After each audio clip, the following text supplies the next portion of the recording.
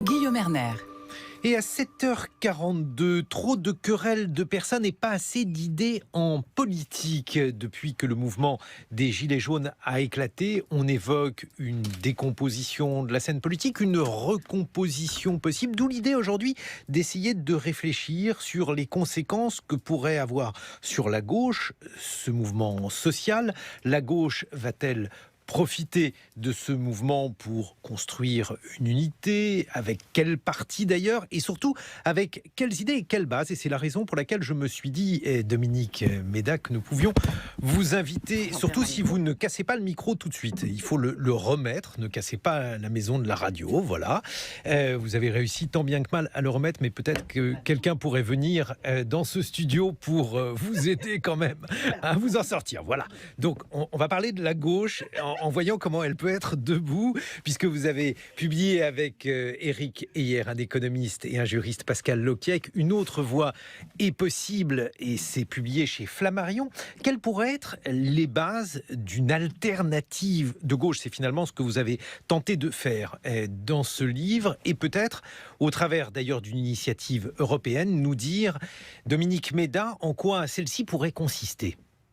Alors, plusieurs choses. Ce qu'on explique dans ce livre, c'est qu'on s'est trompé. Depuis, alors certains disent 30 ans, 40 ans, on a mis en place des politiques économiques, notamment soutenues par les grandes institutions internationales et par la Commission européenne, des politiques à la fois de libre circulation des capitaux et de, on peut dire, d'austérité, mais aussi de désinflation compétitive, c'est-à-dire modération salariale, bref, tout un ensemble de politiques qui n'ont fait qu'organiser la compétition et la concurrence entre les pays, y compris à l'intérieur de l'Europe, et qui ont donné des résultats désastreux, ce qu'on voit aujourd'hui, c'est-à-dire quand même une partie de la population paupérisée, un emploi précaire, un travail intenable, insupportable.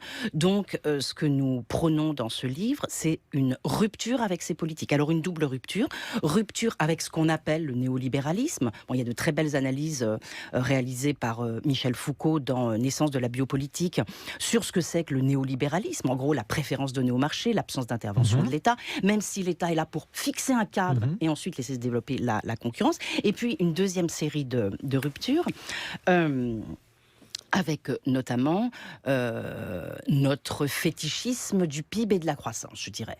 Et donc, le PIB, donc le produit intérieur brut. Et donc, vous considérez, parce que ce qui est intéressant dans les prémices, c'est qu'en tout cas, elles rejoignent les premières revendications des Gilets jaunes, où il n'y a pas que cela, certes, dans le mouvement des Gilets jaunes, mais au départ, il y avait avant tout une revendication de hausse des salaires et du pouvoir d'achat, et une réponse, alors qui a été là aussi assez variable en fonction donc de la période, mais l'une des idées générales, Dominique Méda, consiste à dire que la modération salariale est la racine de la productivité, de la compétitivité de l'industrie française. En somme, que l'on ne peut pas augmenter les salaires. À cela, que répondez-vous? Alors, il y a des tas de débats économiques sur cette question depuis très très très longtemps. L'idée qu'il faudrait modérer les salaires et d'une manière générale réduire les protections sociales, protection de l'emploi, c'est une idée qui est portée par l'OCDE, par exemple, l'Organisation de coopération et de développement économique, qui est une organisation internationale qui a fait beaucoup de recommandations et qui a eu beaucoup d'influence, qui rassemble les pays les plus riches, depuis, on va dire, la fin des années 80. L'idée, c'est pays développés, vous entrez dans la mondialisation, dans la globalisation. Si vous voulez conserver votre place, alors il va falloir être beaucoup plus flexible, permettre à vos entreprises d'être plus compétitives et donc réduire la protection sociale et la protection de l'emploi. C'est quoi la protection de l'emploi? C'est l'ensemble des dispositifs qui organisent l'embauche et le licenciement. Donc trop de difficultés, si vous faites des grimaces, trop de difficultés pour se séparer d'un salarié, ça c'est pas bon. Ces idées se sont répandues dans le monde entier et il y a eu, si vous voulez, une dialectique complice entre un certain courant économique, le mainstream, et ces organisations internationales. La Commission européenne a repris tout ça avec les affaires de grandes orientations de politique économique. Bref, et nous sommes entrés avant la crise de 2008, mais aussi après, dans une série de jeux de dupes où chaque pays s'est amusé à baisser ses protections pour tailler des croupières aux autres. Alors là aussi, à cela, on vous répond, Dominique Méda, que cette politique économique, elle a réussi à certains pays, je pense notamment à l'Allemagne, Bien sûr. Et que les autres pays, la France, mais aussi les pays du sud de l'Europe, n'ont qu'à faire comme en Allemagne. Tout à fait. Alors, on passe beaucoup de temps dans notre bouquin à revenir sur le modèle allemand. Qu'est-ce qui s'est passé en Allemagne? Lorsque vous vous souvenez, l'Allemagne était l'homme malade de l'Europe en 2002. Schröder était au pouvoir. Schröder était un social-démocrate. Et donc, décide à un moment qu'il faut changer de cap, justement, et décide de mettre en place des réformes extrêmement importantes sur la gestion du marché du travail, la fusion de l'allocation de chômage et de l'aide sociale, pour, en gros, si je vais vite, obliger, ouvrir un vaste secteur à bas salaire et obliger les chômeurs à reprendre ces emplois. Toute une série de réformes. Or, et puis très forte modération salariale. Alors ça réussit très bien à l'Allemagne, bien sûr. Et donc très très vite, elle va tailler des croupières à ses voisins. Mais vous voyez que c'est une politique complètement non coopérative. Elle fait ça toute seule. Elle fait ça en plus à un moment très intéressant où il y a de la croissance un peu partout, donc elle peut aller chercher la croissance, elle va développer ses exportations, elle va pouvoir du coup améliorer la qualité de ses produits, cercle vertueux. Et pendant ce temps-là, les autres pays, c'est à leur dépens, les autres pays européens, c'est à leur dépens que tout ça va se faire. Donc qu'est-ce qui va se passer après? Bien sûr, l'Allemagne va s'en tirer, c'est-à-dire elle affiche aujourd'hui des taux de chômage spectaculaires, des taux de pauvreté spectaculairement bas, tout à fait, 3,9, des taux de pauvreté plus élevés. Et le problème, c'est qu'après, tous les pays européens ont suivi. L'Italie a fait son Job Act. Mais alors pourquoi ça ne marche pas? Mais parce que, si vous voulez, si tout le monde le fait, ça ne peut pas marcher. Donc, on s'est amusé à se poursuivre les uns des autres dans cette logique mortifère de désinflation compétitive, plus les la désinflation compétitive, il faut c'est ça, c'est de la modération salariale, en effet. Et donc, peu à peu, l'Allemagne l'a fait, mais l'Italie l'a fait, l'Espagne l'a fait, la France l'a fait. Toute une série de mesures en France ont été dans cette direction. Donc, ce qu'on dit, nous, c'est qu'il faut absolument arrêter avec ces politiques-là et il faut retrouver de la coopération en Europe. Mais alors, justement, parce que vous dites que finalement, ces politiques, elles n'ont réussi qu'en Allemagne parce que l'Allemagne l'a fait en étant cavalier seul. Si la France décidait, cavalier seul, de faire tout autre chose, qu'est-ce qui adviendrait dans notre pays, Dominique Méda? Alors, si on se demande maintenant ce qu'on pourrait faire, nous, un de nos fétiches, une de nos grandes idées, c'est qu'il faut absolument relancer l'investissement en France. L'investissement public, qui a considérablement baissé ces 10 dernières années, et qu'il faut le faire de façon sélective, non pas tous azimuts pour relancer la croissance, parce qu'on ne pense pas que cet indicateur donc, du produit intérieur brut soit majeur, mais relancer de façon sélective l'activité, c'est-à-dire faire un investissement massif, notamment dans la transition écologique. Transition écologique, et quand on dit ça, on pense aussi sociale, bien sûr, c'est-à-dire accompagner les grands mouvements qui seront entraînés par cette transition écologique. Il faut au moins, c'est ce qu'on a calculé, repris aussi des études existantes, il faut au moins 20 milliards par an. C'est absolument pas prévu par le président de la République avait parlé d'un grand plan d'investissement de 57 milliards lorsqu'il est arrivé, mais on n'en a plus entendu parler. Après, on a entendu 15 milliards dans la formation, mais nous, ce qu'on dit, c'est il faut 20 milliards dans la transition écologique et beaucoup d'autres secteurs, le logement, l'éducation, etc. Alors vous allez me dire, mais on est coincé par les règles européennes. J'allais vous en parler. Si, voilà. Évidemment, il y avait une augmentation de 20 milliards du budget de l'État, assortie d'ailleurs aux 10 milliards qui ont été a priori accordés à l'issue donc de la première phase de la crise des Gilets jaunes. On a déjà un déficit qui est largement supérieur à ce qui est autorisé. Que faire dans ces conditions, Dominique Méda? Alors, petit 1, le déficit n'est pas si méchant que ça. Enfin, avant les mesures à 10 milliards, n'était pas si méchant, puisque dans notre déficit, il y a le doublement du CICE. Je ne rentre pas dans le détail, mais en gros, on a à la fois un crédit d'impôt de 20 milliards, plus la baisse de cotisation cette année. Donc, autre 20 milliards. 40 milliards. Donc la Commission européenne a considéré qu'il y avait un déficit exceptionnel qui ne rentrait pas en compte. Voilà. Donc le vrai déficit, on va dire, il n'était pas si méchant. Et par ailleurs, c'est une autre de nos propositions, et c'est une proposition qui évidemment peut rassembler la gauche et les écologistes, qui consiste à dire qu'il faut absolument revoir les règles budgétaires en Europe, parce qu'il est évident que les politiques menées ou suscitées en Europe sont en partie la cause des problèmes dans lesquels on se trouve, avec avec ces critères de Maastricht ou ces critères du pacte de stabilité et de croissance. Donc nous pensons que aucune de ces indicateurs, le fameux 3%, et le fameux 60% ne sont de bons indicateurs, qu'il faut sinon les renégocier, du moins aboutir au fait que on peut s'accorder un déficit de fonctionnement sur un cycle économique et pas sur une seule année. Et par ailleurs, il faut sortir du déficit public, du calcul du solde du déficit public, l'ensemble des investissements pour l'avenir, et notamment les investissements pour la transition écologique. Mais sauf qu'il faut quand même les financer. Bah oui, bien sûr. Mais alors, donc si vous les financez, il y aura une dette qui pèsera, elle pèsera au moins sur une partie des Français. Je ne sais pas comment vous souhaitez financer cette dette, mais si on met de côté, disons, les normes purement comptables de Bruxelles, il reste malgré tout un problème de financement, c'est-à-dire que si l'on investit pour l'avenir, que ces investissements soient judicieux ou pas, on peut espérer qu'ils soient judicieux, mais de toute façon, cela va peser sur la fiscalité française. Tout à fait. Dans ces conditions... Que pouvez-vous imaginer, Dominique Méda, pour que cela ne réduise pas la croissance, puisque là aussi l'argument classique consiste à dire si vous avez de la dette, vous allez avoir des ponctions supplémentaires et donc une moindre compétitivité. Tout à fait. Alors, on traite ça aussi, et notamment mon camarade économiste Eric Heyer dans le bouquin. L'idée, c'est qu'on peut tout à fait continuer à augmenter la dette et repasser une partie de la dette à nos enfants. Parce que vous savez, on dit toujours, oh là là, il faut absolument pas passer la dette à nos enfants parce que ce serait très méchant. Mais non, si en contrepartie de cette dette, nous leur construisons une nouvelle société fondée sur des énergies renouvelables, qu'ils n'ont plus besoin d'importer de pétrole, qu'ils n'ont plus besoin de chauffer leur logement parce qu'on aura fait un grand programme de rénovation thermique, alors ça n'a aucune importance de leur laisser une partie de cette dette. Voilà. Donc, non mais cette histoire de dette est extrêmement importante parce que bon, j'ai des collègues sociologues aussi, je pense à Benjamin Lemoine qui a beaucoup écrit sur la rhétorique de la dette, la manière dont on a fait peur aux gens avec la dette. Non, et puis on a des actifs aussi en France. Donc il n'y a pas de comment dirais-je, il n'y a pas de risque que l'on soit comme on l'a entendu souvent ces dernières années, tapé par les marchés financiers parce que notre dette serait trop importante. Donc ça c'est le programme de grands travaux, je mets ça entre guillemets, que vous pourriez préconisé, Dominique Méda.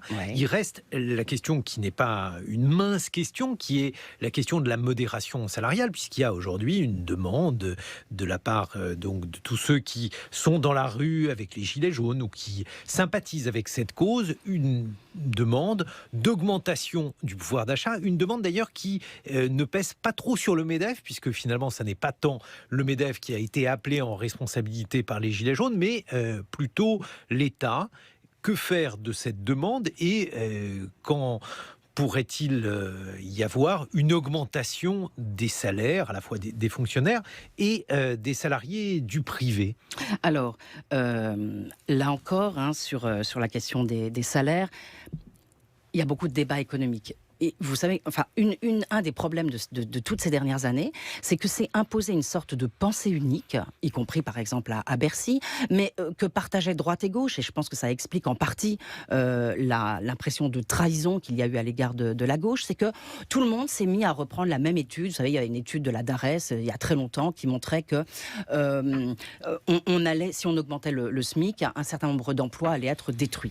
Or, et elles ont été reprises en boucle, ces études. Donc, nous, ce qu'on dit, c'est que, petit 1, il faut remettre cette question sur le tapis. C'est-à-dire, est-ce que vraiment toute augmentation de salaire risque d'entraîner des destructions d'emplois comme on l'entend aujourd'hui? Il y a des économistes hétérodoxes, qu'on n'entend pas beaucoup, qui vous disent le contraire, qui vous disent qu'on peut tout à fait augmenter un peu les salaires. Après, cette revendication d'augmentation des salaires, elle est quand même tout à fait légitime, parce que le problème aujourd'hui, c'est qu'en effet, un certain nombre de personnes ne peuvent pas vivre avec les salaires qu'ils ont. Et je regardais bien sûr tout ce qui se raconte parmi les gilets jaunes, à Commercy, etc. Commercy, c'est donc une petite ville de la Meuse dans laquelle se sont réunis les gilets jaunes et dans laquelle il y a eu aussi une assemblée des assemblées des gilets jaunes. Et si vous voulez, le fait qu'il y ait des travailleurs pauvres, ça leur apparaît comme un véritable scandale. Et ça peut apparaître aussi comme un véritable scandale à notre gouvernement, puisque ce qu'on nous dit, c'est qu'il faut que le travail paye. Mais pour que le travail paye, alors il n'y a pas que l'augmentation des salaires aussi. Il y a aussi le fait qu'il faut sortir de tous ces petits temps partiels, de tous ces contrats courts. C'est une question qui est au cœur de la négociation là, sur l'assurance chômage. Hein. On a énormément de contrats très courts avec des gens qui font un contrat de quelques jours, puis qui repartent. Donc il faut aussi reconstruire notre marché du travail pour sortir non seulement des contrats courts, mais aussi de cette ubérisation, c'est-à-dire de ces auto-entrepreneurs qui n'arrivent pas à gagner suffisamment d'argent, ils ont besoin de travailler 70 heures par semaine. Bref, il faut reconstruire notre marché du travail. Mais alors, cette question justement des contrats tout courts, bref, de tous ces contrats qui sont finalement des variables d'ajustement par rapport donc à l'évolution des plans de charge des entreprises. On dit parfois, Dominique Méda, que c'est la conséquence d'un deal, autrement dit d'un accord qui a été fait par exemple au moment des 35 heures. C'est-à-dire que la gauche a institué les 35 heures, en échange de quoi il y a eu plus de flexibilité par exemple sur les horaires, sur les contrats, bref. Tout ceci serait en quelque sorte au passif. Aujourd'hui, des 35 heures, vous faites non de la tête, vous n'avez pas du tout l'air d'être d'accord. Je ne sais pas si vous vous souvenez, mais au moment des 35 heures, il y a eu 2 lois. Il y a eu la loi Aubry 1 qui proposait aux entreprises de réduire le temps de travail, mais de le réduire vraiment, c'est-à-dire sans sucrer les pauses et tout ça, et en contrepartie de création d'emplois. Il fallait créer des emplois pour avoir les aides. Et puis il y a eu la loi Aubry 2. Après, on est obligé de le rappeler, hein, un énorme lobbying du MEDEF et qui a donné lieu à la suppression de cette nécessaire contrepartie. C'est-à-dire, on avait l'aide, même si on ne créait pas d'emploi, et même si on réduisait n'importe comment le temps de travail. C'est-à-dire, je vous disais, en sucrant des pauses, etc. C'est-à-dire pas en le réduisant réellement. Donc, c'est vrai que le travail s'est flexibilisé, une partie du travail, une partie de l'emploi, après les 35 heures, mais c'était pas tout à fait ce qui était recherché. En revanche, mais je reviens là-dessus, ce qui me paraît très important si on veut penser à un programme de gauche, et Olivier Faure a commencé à faire l'inventaire samedi, ou vendredi, je ne sais plus, le 28 janvier, il faut vraiment qu'on s'interroge sur ce que la gauche pense du salariat, du marché du travail, parce que la gauche n'a pas été claire sur ces questions-là. Par exemple, depuis... Samedi, Olivier Faure ne l'a pas été beaucoup plus.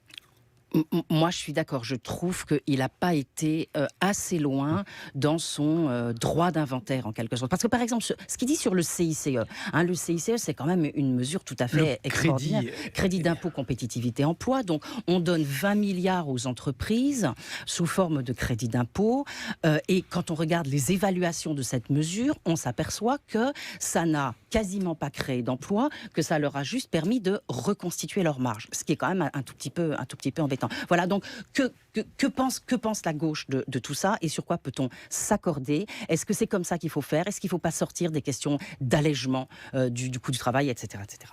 Dominique Méda, une autre voie est possible. C'est le livre que vous avez publié avec Éric Heyer et Pascal Lokiek aux éditions Flammarion. Dans une vingtaine de minutes, vous serez rejointe par l'historien Nicolas Delalande. Il a beaucoup réfléchi à la question de l'impôt en France et des solidarités ouvrières. Il est 8h sur France Culture. 8h20, suite des matins, la gauche pourrait-elle profiter du mouvement social des Gilets jaunes pour revenir sur le devant de la scène? Nous sommes en compagnie de la sociologue du travail Dominique Méda. Vous avez publié, Dominique Méda, avec Éric Heyer et Pascal Lokiek, Une autre voie est possible aux éditions Flammarion. Et nous accueillons l'historien Nicolas Delalande. Bonjour, vous êtes spécialiste des formes de résistance à l'impôt, et le mouvement des Gilets jaunes évoque très largement la question des impôts. Et puis, vous avez également beaucoup réfléchi aux solidarités ouvrières. Vous publiez d'ailleurs un ouvrage aux éditions du Seuil qui s'intitule « La lutte et l'entraide, l'âge des solidarités ouvrières ». Et c'est la raison pour laquelle, Nicolas Delalande, j'aurais aimé avoir votre point de vue sur ce mouvement des Gilets jaunes. C'est difficile d'avoir un point de vue unique sur un mouvement aussi protéiforme et sur lequel on a aussi et autant pourtant discuté depuis 3 mois. Et donc je me garderais bien d'avoir un point de vue définitif sur le sens que je vois ou l'interprétation que je donnerais de ce mouvement. Son point de départ, ça a été rappelé des milliers, des centaines de fois depuis 3 mois, c'est bien sûr une opposition à une taxe sur le carbone qui depuis a été retirée. Et le propre des soulèvements, des mobilisations qui prennent pour point de départ l'opposition à un impôt, c'est bien sûr d'agréger, d'amalgamer des positions qui sont très variées, parce qu'on peut dans ces mouvements-là être hostile à l'impôt en tant que tel, et il est vrai qu'au cours des décennies précédentes, les mouvements d'opposition à l'impôt étaient souvent nourris par un rejet du principe même de la fiscalité et pouvait déboucher sur des offres politiques qui étaient plutôt anti-redistributionnistes. Mais ce qui a frappé dans l'évolution du mouvement, de ces revendications, à la fin du mois de novembre, au début du mois de décembre, c'était le fait que cette revendication de justice fiscale, elle s'orientait positivement vers une demande de davantage justement de redistribution, de progressivité, une valorisation des outils de redistribution qui ont constitué un peu le socle du modèle français, puis plus largement européen au cours du XXe siècle. Donc les deux dimensions sont toujours présentes et le mouvement lui-même, il est tiraillé par ces tensions. Donc si vous voulez, c'est pas de l'extérieur qu'on va dire le mouvement doit déboucher dans cette orientation-là. Donc c'est pas de savoir qui va profiter du mouvement, mais finalement ces acteurs eux-mêmes, c'est ça qui est intéressant. Ils étaient autonomes et ils débattent de ces questions-là. Ils se réapproprient des outils, et le fait que, évidemment, ça a surpris beaucoup de commentateurs. Très rapidement, l'ISF devienne à un tel point symbolique, et qui est devenu le point de crispation. C'est-à-dire qu'on imagine que si... Qu'est-ce que ça suggère pour vous, Nicolas Delalande?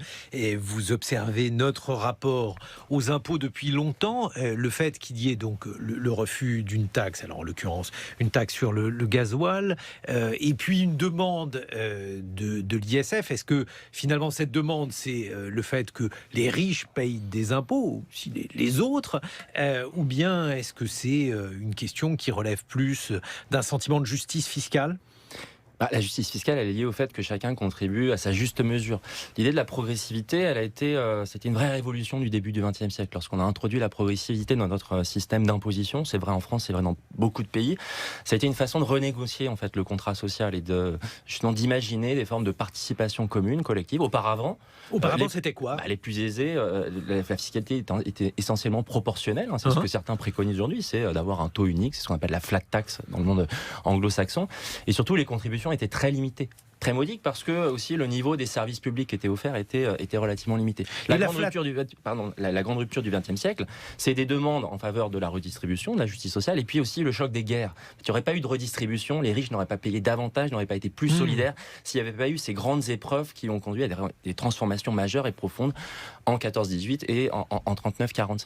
Donc dans cette revendication-là, il y a aussi l'idée que depuis 30 à 40 ans, j'écoutais le début de l'émission, à côté du discours valorisant en permanence la réforme du marché du travail, la baisse des charges ou autre, il y a aussi une critique des impôts progressifs comme quelque chose qui était finalement, qui allait désinciter l'investissement, l'énergie collective, donner des signaux mauvais à l'ensemble des investisseurs. Et donc je pense que ce mouvement-là, c'est aussi un moment où apparaît finalement la volonté de réhabiliter, de se réapproprier des instruments qui ils font partie de la manière dont on construit une société qui est à peu près commensurable, c'est-à-dire que les groupes sociaux puissent avoir le sentiment de participer au même monde, d'avoir des formes de vie qui ne vont pas être identiques, mais en tout cas où l'inégalité n'est pas structurellement inscrite et redoublée, renforcée par l'appareil de redistribution qui est mis en place par l'État. Ce discours d'hostilité aux impôts qui considère que finalement les impôts vont être désincitatifs pour ceux qui produisent des richesses, il demeure d'ailleurs en partie en France. Il est encore soutenu, il justifie par exemple le non-retour de l'ISF. Non, c'est pas votre point de vue ? Il est soutenu par ceux qui considèrent qu'effectivement il faut s'en tenir à cette mesure, mais je pense que ce qui est apparu à tout le monde, et là je ne serai pas le seul à le dire, au cours des 3 derniers mois, c'est que cette valorisation par le fameux discours des premiers de cordée ou autres, pour le coup a rencontré une très franche opposition, et donc on est encore dans cette situation-là. Votre point de vue, Dominique Méda? J'ai beaucoup suivi comme tout le monde, parce que c'est vraiment passionnant ce qui se passe, beaucoup suivi les Gilets jaunes de Commercy. Et je ne sais pas si vous avez vu, Mediapart y a été et a suivi pendant 3 heures une grande réunion. Il faut rappeler, donc, alors c'est une partie des Gilets jaunes qui se sont réunis dans cette petite ville de la Meuse. Il y a eu un gros rassemblement de Gilets jaunes, ils ont construit une cabane en plein centre-ville, et ils ont organisé récemment, les 26 et 27 janvier, une assemblée des assemblées des Gilets jaunes. C'est-à-dire qu'ils ont lancé un appel sur leur leur réseau pour que chaque délégation, enfin, pour que chaque groupe de Gilets jaunes envoie une délégation à Commercy. Ils se sont tous rassemblés. Alors, ce qui m'a énormément intéressé dans tout ce qu'ils racontent, parce qu'ils sont interviewés très, très longuement, c'est vraiment deux choses. Hein. D'une part, le rejet massif de la politique. Alors, quelquefois, ils disent, bien sûr, on est pour la politique au sens noble, mais globalement, la politique égale les politiciens, et on rejette aussi massivement la droite et la gauche. Et notamment la gauche quand même. Hein. Voilà. Et puis la deuxième chose quand même, c'est la réinvention de la démocratie, c'est-à-dire on vote tout, la parité partout. Quand on envoie, voilà, tout est voté, tout est discuté. Et autre chose aussi, l'importance de la solidarité. Ils n'avaient que ce mot-là à la bouche, la solidarité, la redistribution des richesses. Donc je trouve que là, il se passe quelque chose d'extrêmement important, intéressant. Votre point de vue, Nicolas Delalande, vous qui justement avez réfléchi à la question des solidarités ouvrières. Oui, dans le livre que je publie ces jours-ci, La lutte et l'entraide, je reviens justement sur la genèse du mouvement ouvrier, lorsqu'il est né à la fin du 19e siècle et où justement cette question de la solidarité, de la démocratie exercée par en bas, dans les associations, dans les syndicats, a été cruciale dans l'émergence d'un mouvement fort à l'échelle européenne et qui a joué un rôle considérable tout au long du XXe siècle. Ce dont on parle, c'est aujourd'hui la possibilité d'imaginer effectivement qu'on puisse, par exemple, réguler le capitalisme, adopter des mesures de justice sociale, de redistribution. Ça n'aurait pas été possible au XXe siècle s'il n'y avait pas eu des forces sociales organisées, et notamment un mouvement ouvrier puissant, puisque le capitalisme ne s'est pas réformé tout seul, il s'est réformé dans des situations de crise, et aussi parce qu'il y a eu des acteurs collectifs qui ont manifesté, qui ont fait grève. Il y a eu toute une culture de la mobilisation qui a joué dans cette genèse-là. Et ce qu'on voit émerger aujourd'hui, c'est effectivement une nouvelle forme d'action collective, mais qui n'est pas complètement inédite. Le fait que des mouvements soient confrontés justement à la question de quels objectifs ils veulent se donner, comment ils fonctionnent, comment ils s'organisent, c'était vraiment l'expérience propre des mouvements ouvriers des années 1860-1870, qui avait une singularité sur laquelle j'insiste dans mon livre, c'est qu'ils se pensaient dès l'époque dans un cadre européen et international. L'origine de l'internationalisme ouvrier, c'est de penser que la réponse à la question sociale, la réponse justement aussi à une demande de démocratie, elle doit aussi transcender les frontières, et c'est ce que essayent d'inventer les militants à cette époque-là. Mais alors, justement, comment on conjugue cela avec une certaine forme de protectionnisme ou de protection qui est demandée par les travailleurs? Alors, bien souvent, on considère qu'il y a un paradoxe, c'est-à-dire que les multinationales sont par nature transnationales, alors que les solidarités ouvrières, elles seraient nationales et parfois même repliées sur le cadre national. Nicolas Delalande. Oui, ça, c'est une vision étriquée, c'est une vision très, très récente, parce que ce que je montre dans le livre, c'est que la principale composante sociale à visée internationale ou internationaliste à la fin du XIXe siècle et pendant une longue partie du XXe siècle, c'est le mouvement ouvrier précisément. Et le point de départ de la création, par exemple, de la première internationale en 1864, c'est de justement constater le grand déséquilibre qui existe entre la capacité des forces du capital à s'organiser à une échelle internationale et effectivement le localisme des luttes sociales. Et l'argument qu'ils utilisent, c'est que pour être efficace, la mobilisation ouvrière, justement, elle doit dépasser le simple enracinement local, et les solidarités, elles doivent se construire dans des espaces qui transcendent l'espace proprement national, notamment parce que ces mouvements sont dès le départ attachés à la mobilité ouvrière, la mobilité des travailleurs. Donc la grande question qui se pose, qui est aussi la question qu'on se pose aujourd'hui, c'est comment on associe la libre mobilité des travailleurs avec la défense de la protection sociale, une mobilité qui se fait au service et au bénéfice de tous, et pas seulement avec un rétrécissement ou une diminution des protections accordées aux travailleurs. Dominique Méda. Oui, deux choses. D'une part, je reviens sur toujours ces mêmes gilets jaunes de Commercy. Ce qui m'a aussi énormément intéressé, c'est qu'ils vont chercher, ils savent que eux expriment des points de vue qui ne sont pas souvent reliés ou exprimés. Et ce qu'ils disent, c'est, mais on sait bien que nous, on n'est pas les plus éloignés de la parole. Donc ce qu'on va faire, c'est on va aller chercher, on va dans les quartiers, on fait du porte-à-porte et on va chercher les revendications de ceux qui ne parlent pas du tout, sont complètement sans voix. Ça, c'est très intéressant. Et pour répondre à votre question sur les solidarités, on a quand même un organe qui était censé accompagner les solidarités ouvrières dans le monde entier et instaurer, Alain Supiot, le juriste, aime beaucoup cette phrase, un régime de travail réellement humain. C'est l'Organisation internationale du travail qui fête cette année, 2019, son centenaire, créé en 1919. Pourquoi faire sur l'idée qu'une paix universelle et durable ne peut pas s'asseoir sur l'injustice. Et toujours ce même préambule, en 1919, au sortir de la guerre, eh bien, si les conditions de travail sont mauvaises, alors on aura la guerre. Et si on veut un régime de travail réellement humain, il ne faut pas de dumping social. Et pour éviter le dumping social, il faut des conventions internationales. Et voilà. Or, l'OIT n'a pas réussi à faire ça. Mais alors, justement, quand on étudie ces luttes, Nicolas Delalande, est-ce que l'on a affaire à des luttes qui sont ou bien des luttes réformistes, c'est-à-dire il s'agit d'aménager le capitalisme pour que celui-ci soit plus vivable, pour qu'il y ait en quelque sorte une meilleure répartition des richesses, un meilleur partage de la valeur ajoutée, ou bien une rupture avec ce capitalisme? Qu'est-ce que vous observez? Il y a plusieurs âges de l'émancipation ouvrière. Avant 1914, avant la Première Guerre mondiale, les ouvriers sur lesquels j'ai travaillé pendant longtemps, en fait, sont assez rétifs à l'intervention de l'État. C'est-à-dire que l'idée, c'est que l'émancipation, elle doit se construire par l'autonomie ouvrière. Et l'idée de la lutte contre la concurrence, elle doit émaner de la capacité des proto-syndicats, des premières chambres syndicales, à se coordonner, à s'associer, justement pour éviter que les ouvriers jouent les uns contre les autres. Et donc il y a cette idée que, avant même d'attendre des institutions qu'elles résolvent les problèmes, il faut finalement retrouver les vertus et faire inventer les vertus d'une action collective qui permettent, notamment, en coordonnant les grèves, la grande revendication du mouvement ouvrier jusqu'à la Première Guerre mondiale, c'est la journée de 8 heures. On demande la journée de 8 heures et on le fait à l'échelle internationale. C'est tous les mouvements situés à la gauche du spectre politique, de 1889 jusqu'à la Première Guerre mondiale, font de cette revendication leur principale revendication. Donc il y a un mot d'ordre commun, il y a une vision sociale commune.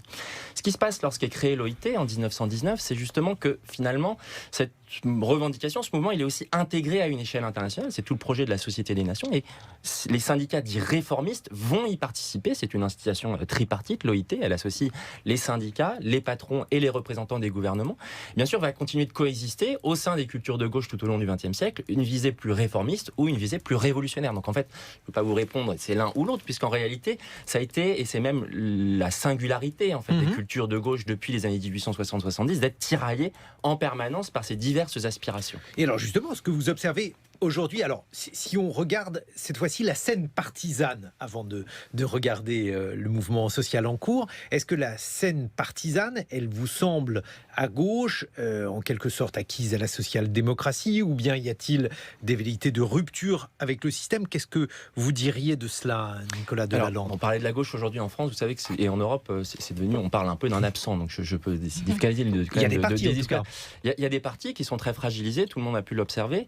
À mon avis, il y a effectivement, et c'est la raison pour laquelle j'ai aussi orienté ce livre dans cette perspective-là, il y a une fausse prémisse en fait qui aujourd'hui nourrit notre débat politique, c'est l'opposition entre effectivement le protection ou le protectionnisme qui serait forcément un repli sur un cadre national, récupérer sa souveraineté, sa capacité d'agir, ça serait justement finalement de se protéger de l'extérieur, et puis de l'autre côté, les élites mondialisées qui sont les seules à profiter et à s'inscrire dans ce monde ouvert, de ce monde de circulation, dans ce monde ouvert à l'autre. Ce que j'essaye de montrer dans le livre, en fait, c'est que la gauche, elle s'est nourrie dès le départ, au contraire de l'idée que les classes populaires, les classes ouvrières, elles-mêmes aussi avaient leur rôle à jouer dans cette économie-là, ouverte.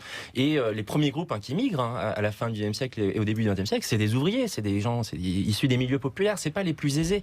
Bien sûr, les plus aisés peuvent toujours circuler, peuvent toujours migrer. Mais une des identités fortes de ce courant-là, je l'ai déjà dit tout à l'heure, c'était d'être ouvert à la mobilité. Donc je pense qu'un des enjeux pour la gauche aujourd'hui, c'est justement de concevoir, de bâtir des solidarités, non pas seulement sur le repli, parce qu'on voit, c'est aussi bien sûr des expériences qui ont cours aujourd'hui, mais sur une possibilité de coordonner, d'avoir des programmes qui transcendent les frontières. C'est le grand échec en réalité de l'Union européenne depuis une vingtaine d'années. C'est-à-dire qu'on a cessé bien sûr d'appeler à cette Europe sociale qui n'existe pas et qui au contraire a été perçue à juste titre comme fragilisant beaucoup de protection collective. Dominique Méda, sur l'évolution de la scène partisane à gauche, que diriez-vous? Je dirais que le problème, notamment en France, mais aussi en Europe, on a eu une évolution de la social-démocratie qui n'a pas été dans le sens que promeuvent les Gilets jaunes. C'est-à-dire que la gauche a accompagné ce qu'on appelle le néolibéralisme et la libéralisation des capitaux.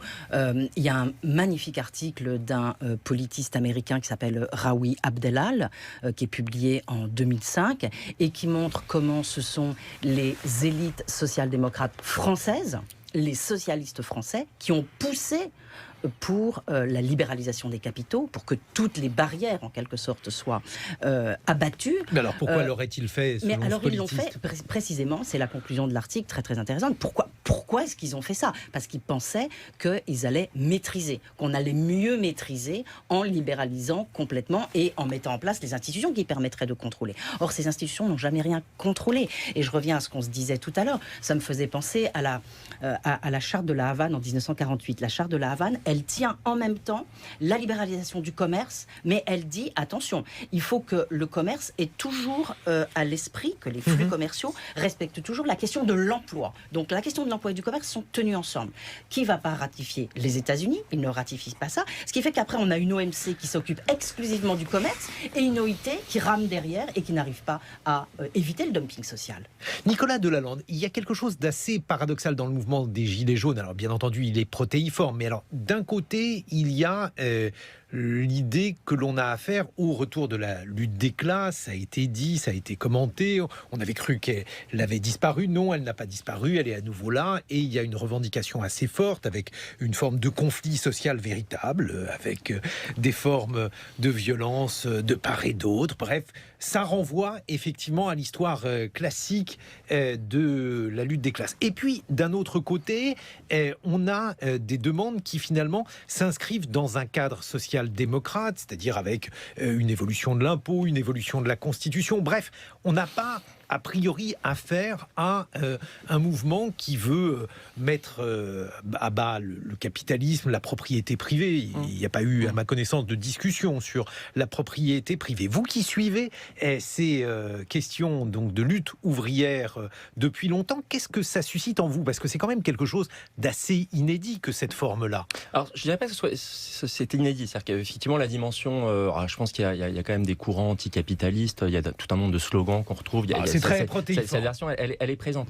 Mais effectivement, il y a une contradiction de fond. Il y a une tension. C'est pas pour le mettre sur le... pour critiquer, mais c'est-à-dire qu'il y a d'un côté une très forte dénonciation du système institutionnel, des élites, plus largement, hein, bien sûr, alors de la classe politique, de la corruption ou autre, et puis de l'autre, la demande d'une intervention, d'une protection, d'une régulation. Et je dirais que le dilemme qui est aujourd'hui posé, c'est justement comment on relégitime l'action publique. Parce qu'on a besoin, on peut pas, et je pense que c'est inclus dans les propositions, on peut pas faire complètement sécession. C'est-à-dire que dès lors qu'on dit que l'impôt doit jouer un rôle de redistribution, il faut que cet impôt il soit légitime, que les personnes qui le décident, les personnes qui le collectent, les personnes qui le redistribuent soient aussi légitimes. Donc il y a un grand enjeu ici qui est effectivement un enjeu démocratique et plus largement politique de rapport aux institutions, de relégitimation des instances collectives qui donnent du sens à la vie en société. Mais oui, parce que alors on peut effectivement discuter l'impôt en tant que tel, c'est ce que fait par exemple Donald Trump. Pour lui, l'impôt est par nature mauvais, ou la manière dont il est réparti, et c'est plutôt la seconde option qui serait en cours dans cette gronde des Gilets jaunes, même si bien entendu elle est très hétéroclite. Oui, mais il y a des mouvements au 19e siècle qui sont antérieurs par exemple à ceux sur lesquels je travaille dans les années 1860, qui ont étroitement lié la question de la dénonciation des inégalités, du favoritisme, on parle de parasitisme au 19e siècle, c'est le grand langage, avec la question de la réforme du système démocratique. Au 19e siècle, la grande revendication pour sortir de la crise, c'est de réclamer le suffrage universel. La singularité de notre période aujourd'hui, c'est qu'il y a une telle désaffection, un tel désenchantement que même le suffrage universel ne paraît pas suffisant. Donc on est sans doute à un autre âge démocratique où on va valoriser la participation, la délibération, l'expression des voix multiples et une forme d'horizontalité. Mais on voit bien que le nœud, il reste le même qu'au 19e siècle. C'est comment on articule un besoin nécessaire de forme de démocratie représentative, de délégation. On n'a pas de système institutionnel, de système public, d'État, de redistribution, de politique sociale, sans des formes de délégation, mais qui effectivement soit nourri, abondé, relégitimé par des formes de participation beaucoup plus conséquentes. Dominique Méda. Oui, moi il me semble quand même que les revendications, alors il y a eu les 42 revendications au début des Gilets jaunes, on a vu aussi par exemple Marlène Schiappa et Cyril Hanouna tirer 7 points de revendications au terme de leur débat. Bref, on voit bien, et on voit que ce qui est absolument central, c'est la lutte contre les inégalités et la justice sociale et fiscale. Et ça, si c'est pas des valeurs de gauche... Qu'est-ce que la gauche? C'est la question que vous posez, donc, Dominique Méda. Non, mais votre question qui est qu'est-ce qui pourrait... Il devrait se passer des choses, en effet, entre la gauche et les Gilets jaunes. Des rencontres, des débats, la construction de... je dis pas d'un programme, mais voilà. Est-ce que la gauche est prête à reprendre telle et telle revendication? Et puis je pense qu'il y a dans ce mouvement un énorme effet d'apprentissage. Ils le disent d'ailleurs eux-mêmes. Ils sont en train d'apprendre et ils trouvent ça formidable. Il y a une dimension d'éducation populaire. Donc je pense qu'il y a un enjeu majeur pour la gauche et puis tous ceux qui veulent, quoi, à aller discuter avec les Gilets jaunes parce que et à aller les... Alors je vais pas dire leur donner des informations, c'est pas ça, mais en effet, leur apporter un certain nombre de connaissances, d'informations qui pourraient permettre la progression ensemble. C'est-à-dire, ils disent pas « nous sommes anticapitalistes et nous voulons ceci et cela », mais je pense qu'ils sont sur ce chemin. Nicolas Delalande. Le grand problème aujourd'hui, c'est la question de l'adéquation entre les valeurs et la forme de l'action politique. Aujourd'hui, il y a une disjonction. Il y a une disjonction très forte. Si on dit, quand Dominique Ménard dit la gauche devrait aller parler ou doit aller au-devant des Gilets jaunes, eh bien déjà, de toute façon, on sait que la réaction instinctive, ça va être de contester la légitimité de ces acteurs, de les mettre sur le compte de formes anciennes, périmées, discréditées, délégitimées. C'est une question qui là aussi a été constitutive de l'organisation des forces ouvrières social-démocrates à la fin du XIXe siècle. Les sociodémocrates, les socialistes, ils sont inspirés notamment du marxisme, il y a quand même une idéologie derrière. Une des grandes différences, c'est quelle est l'idéologie qu'on se donne pour orienter sa vision du monde. C'est-à-dire que c'est pas un gros mot. C'est-à-dire qu'aujourd'hui, on considère que l'idéologie, c'est mal, mais c'est une vision qui permet... Pas, mais est-ce que vous voyez une idéologie au sens d'un système global dans... alors, pas seulement le discours des Gilets jaunes, parce que là encore, le pluriel va poser problème, mais on a l'impression que la scène idéologique est très nettement fragmentée, qu'il n'y a plus en réalité de grands discours global, et donc que ce n'est pas véritablement cela que l'on voit revenir aujourd'hui, Nicolas Delalande. Là où, évidemment, et ça ne concerne pas que les Gilets jaunes, il faut regarder l'ensemble des forces politiques et ailleurs qu'en France, il y a un déficit d'idéologie dans le sens de construction d'un projet intellectuel, philosophique, politique commun qui oriente le sens et qui donne, je pense, ce qui revient souvent dans les débats du grand débat national ou aussi chez les Gilets jaunes, c'est l'idée qu'on ne voit plus très bien le sens de l'action collective, où voulons-nous aller ensemble. Et ça, on peut être très sceptique sur le 19e siècle, sur le 20e siècle, considérer que l'idéologie nous a conduits dans des travers horribles. C'est ce qui permet quand même d'unifier. C'est-à-dire quand on parle de l'hétérogénéité d'un mouvement social, on dit alors ils sont de nature très différente, de gauche, de droite, violents, pas violents, etc., etc. Mais ce qui, à un moment donné, unifie des courants politiques, c'est un langage commun, c'est une vision commune du monde et de l'action tournée vers le futur. Donc c'est ça l'enjeu et c'est ça qui s'invente aussi dans les discussions qui ont lieu à la base et dans les rencontres. Et je pense qu'il faut aussi éviter de rester bien sûr dans l'entre-soi, c'est aussi dans la confrontation à d'autres milieux sociaux que peuvent se nourrir ces visions qui transcendent un peu les particularismes. Moi, il me semble que le langage commun est là. C'est-à-dire, moi, il me semble qu'en effet, quel que soit leur rattachement idéologique, et ils les refusent, la question de l'inégalité et de la justice est absolument centrale. Et ça va, évidemment, ça imprègne leurs revendications sur le référendum d'initiative populaire, mais citoyenne, mais aussi tout le reste, la réforme fiscale, etc. Donc, moi, il me semble que là, il y a une grammaire commune qu'ils portent et que ça pourrait être un formidable déclencheur pour les autres partis de se situer ou comment dirais-je, de revoir profondément ce qu'on appelle leur logiciel. Et alors, justement, si on continue à apprendre l'histoire de ces luttes ouvrières, il y a la classe qui est la classe antagoniste, et cette classe, c'est la bourgeoisie. Et alors, là aussi, par rapport à ce discours des Gilets jaunes, alors on entend beaucoup de choses sur les actionnaires, sur la finance, bref, sur les différentes métaphores qui peuvent recouvrer tout ou partie de ce qu'on appelait jadis la bourgeoisie. Qu'est-ce qu'il y a comme constante et au contraire comme modification là-dedans, Nicolas Delalande? Alors, il n'y a pas un discours... évidemment, je n'ai pas consulté l'ensemble des pages Facebook du mouvement, mais ce qui a été relevé, c'est que notamment, il n'y a pas une hostilité de principe, de fond, prioritairement dirigée contre les entreprises, le patronat ou le capital. On a vu que c'est les élites politiques, c'est les élites publiques, c'est une certaine vision donc, de la déconnexion, de l'enrichissement, de la corruption, etc. Donc il y a pas, de ce point de vue-là, il n'y a pas les soubassements d'une idéologie marxiste d'opposition, d'antagonisme entre le travail et le capital, entre les bourgeois et les prolétaires.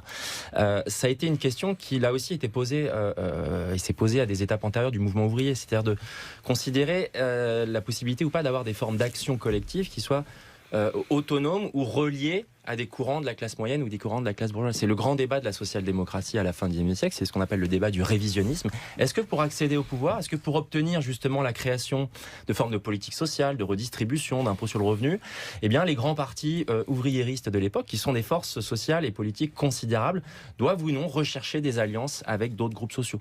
Et cette question, elle se posera parce que l'idée que effectivement on peut uniquement s'orienter selon des lignes de classe, de séparation, d'autonomie, finalement, bute malgré tout sur les réalités de systèmes politiques qui ont besoin de construire des coalitions plus larges et durables. Dominique Médard. C'est vrai que c'est une nouvelle catégorisation qui est très intéressante. Je veux dire, maintenant, on a d'un côté donc des salariés, des petits salariés, des salariés modestes, des travailleurs indépendants, notamment tous les travailleurs indépendants, faussement indépendants, auto-entrepreneurs, etc. Des petits patrons qui n'arrivent plus à s'en sortir, des agriculteurs, des retraités. Et là, on a quelque chose qui est en train de se constituer contre, en effet, la fraction haute du salariat ou des grands patrons. Mais justement, on n'arrive pas à déterminer quelle est cette frange. Mais on n'arrive pas à voir quelle est la frange qui est visée. Alors, j'ai vu, par exemple, des phrases, mais alors qui sont très métaphoriques, comme ceux qui se gavent. Ouais. Mais alors, on n'arrive pas à comprendre s'il s'agit donc de la frange dominante des dominants, comme disait Bourdieu, ou si on a affaire aux politiques. Il y a une ambiguïté qui n'est jamais levée, Nicolas Delalande. Ouais, là, ça renvoie notamment au mouvement Occupy Wall Street qui avait eu lieu au début de la décennie. C'est finalement l'opposition schématiquement des 99% et du pourcent. Donc il y a effectivement on cible à la fois donc vraiment, je pense qu'une fine élite, celle qui, vous voyez, la figure de Carlos Ghosn a quand même suscité. C'est-à-dire qu'il y a eu une concomitance qui était inespérée dans la manière dont le mouvement s'est constitué. Donc il y a ça. Après, ce qui est étonnant, c'est qu'on y amalgame, je pense aussi, des élites politiques, administratives, qui en termes de revenus, en fait, ne sont pas comparables à ça. On pourrait imaginer, mais pourquoi ce mouvement n'a pas pris pour cible les stars du football?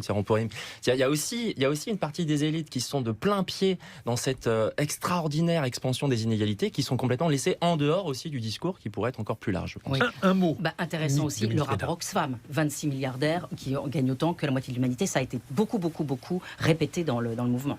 Dominique Méda, une autre voie est possible chez Flammarion avec Pascal Loquiac et Eric Heyer. Nicolas Delalande, la lutte et l'entraide, l'âge des solidarités ouvrières, c'est aux éditions du Seuil.